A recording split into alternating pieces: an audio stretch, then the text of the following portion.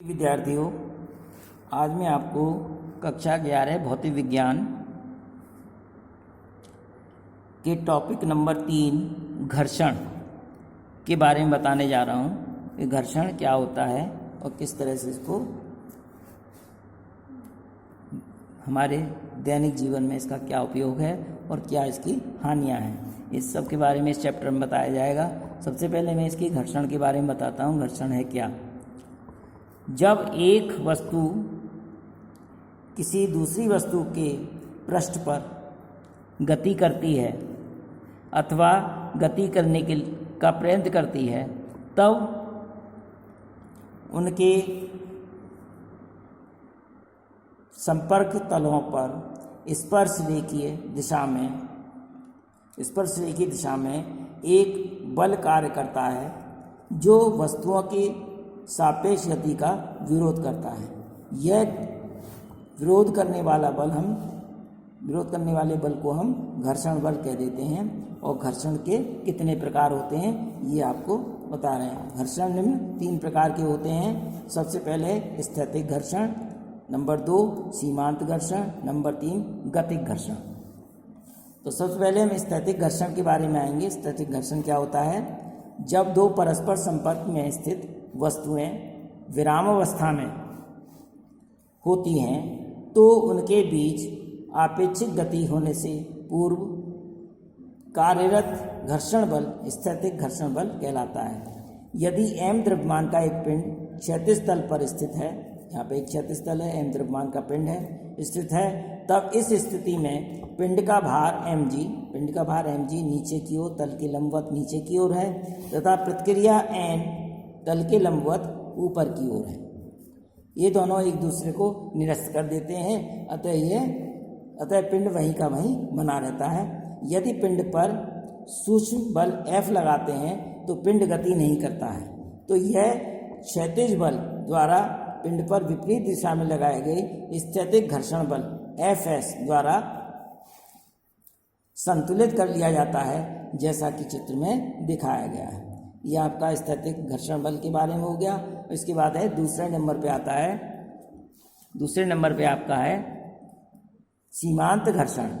सीमांत घर्षण किसे कहते हैं? पिंड पर लगाए गए बाह्य बल को निरंतर धीरे धीरे बढ़ाएं, लगातार बढ़ाते चले जाएं, अंततः एक ऐसी स्थिति आती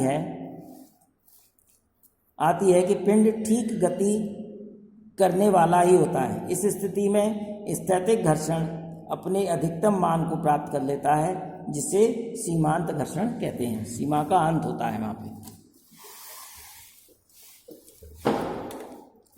तो जैसा कि चित्र में दर्शाया गया है सीमांत घर्षण के, ये आपका mg है, वेट भार नीचे की ओर, इसकी प्रतिक्रिया ऊपर की ओर, एक बल लगाया गया, इतना बल लगाया जा रहा है कि ये जो है लगभग गति करने की अवस्था में आ जाए, तो उसको कहते हैं अधिकतम, तो इसको कहते हैं सीमांत घर्षण। सीमांत घर्षण के नियम क्या होते हैं? नंबर 4 आपके नियम हैं। सीमांत घर्षण बल वस्तुओं के संपर्क तलों के क्षेत्रफल पर निर्भर नहीं करता। नंबर 2 सीमांत घर्षण बल संपर्क में स्थित तलों की प्रकृति अथवा उसके खुरदरेपन अथवा चिकनेपन पर निर्भर करता है। नंबर 3 सीमांत घर्षण बल वस्तुओं के संपर्क तलों में के स्पर्श रेखीय होता है। नंबर 4 सीमांत घर्षण बल वस्तुओं के बीच अभिलंब प्रतिक्रिया R के अनुक्रमानुपाती होता है। तो सीमांत घर्षण बल Fs अनुक्रमानुपाती है प्रतिक्रिया बल R, तो Fs बराबर हो जाएगा μs/r, जहाँ पर μs संपर्क तलों के लिए नियतांक है, जिसको हम स्थैतिक घर्षण गुणांक भी कहते हैं। उसके बाद आता है घर्षण कोण किसे कहते हैं? Angle of friction.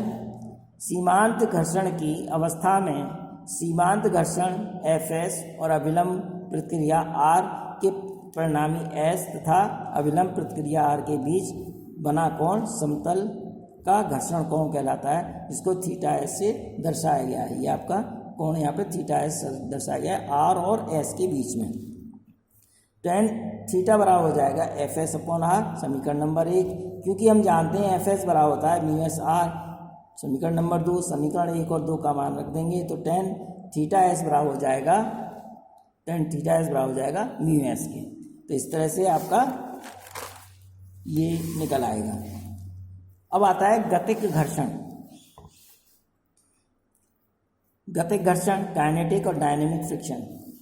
सीमांत घर्षण की अवस्था में बहुत ठीक गति प्रारंभ करने वाली होती है, अर्थात इस स्थिति में बल F तथा सीमांत घर्षण बल Fs द्वारा संतुलित अवस्था में होता है, परंतु बाह्य बल F को थोड़ा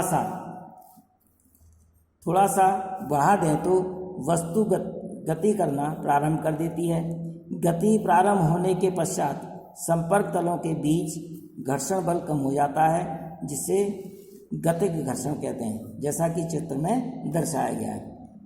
अर्थात जब तक वस्तु किसी दूसरी वस्तु के तल पर गति करती है तो उसके संपर्क तलों के बीच कार्यरत घर्षण बल गतिक घर्षण कहलाता है। गतिक घर्षण के नियम क्या हैं? गतिक घर्षण सदैव वस्तुओं की सापेक्ष गति की दिशा की विपरीत दिशा में कार्य करता है। गतिक घर्षण संपर्क पृष्ठों की प्रकृति पर निर्भर करता है। नंबर 3, अविलंब प्रतिक्रिया नियत रहने की अवस्था में गतिक घर्षण वस्तुओं के आकार पर निर्भर नहीं करता।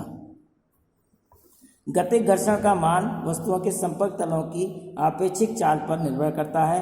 गतिक घर्षण बल का मान अविलंब प्रतिक्रिया R के अनुक्रमानुपाती होता है। तो F के अनुक्रमानुपाती R, तो F के = म्यू के R। तो म्यू के हमेशा किससे छोटा होगा? म्यू एस से छोटा होगा। इसी प्रकार से गतिक घर्षण के भी प्रकार अलग अलग होते हैं, 2 तरह के होते हैं। एक होता है सर्पी घर्षण, स्लाइडिंग फ्रिक्शन, दूसरा होता है लोटरिंग फ्रिक्शन। सर्पी घर्षण जब कोई वस्तु किसी दूसरी वस्तु पर सरकती है तो वस्तु के संपर्क तलों के बीच कार्यरत घर्षण बल को हम सर्पी घर्षण बल कहते हैं।